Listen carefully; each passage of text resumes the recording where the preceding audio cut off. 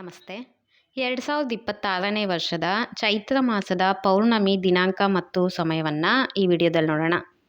ಪೌರ್ಣಮಿ ದಿನ ಕೆಲವು ಪೂಜೆ ಅಥವಾ ಪರಿಹಾರಗಳನ್ನು ಮಾಡಲು ವಿಶೇಷವಾದ ದಿನ. ಪಂಚಗವ್ಯ ದೀಪ, ಉಪ್ಪಿನ ದೀಪದಂತಹ ದೀಪ ಪರಿಹಾರಗಳನ್ನು ಮಾಡಲು ತುಂಬ ಒಳ್ಳೆಯ ದಿನ ಪೌರ್ಣಮಿ ದಿನ.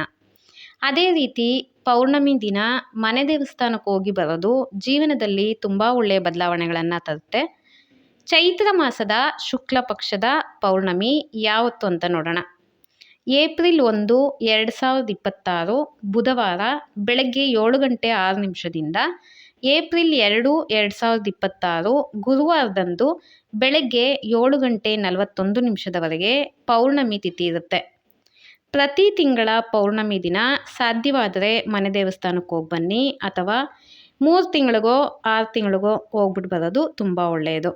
ಈ ವಿಡಿಯೋ ಇಷ್ಟ ಆಗಿದ್ದರೆ ಲೈಕ್ ಮಾಡಿ, ಬೇರೆಯವ್ರಿಗೂ ಶೇರ್ ಮಾಡಿ. ಮುಂದಿನ ವಿಡಿಯೋದಲ್ಲಿ ಇನ್ನೊಂದು ಉಪಯುಕ್ತವಾದ ಮಾಹಿತಿಯನ್ನು ನೋಡೋಣ. ಧನ್ಯವಾದಗಳು.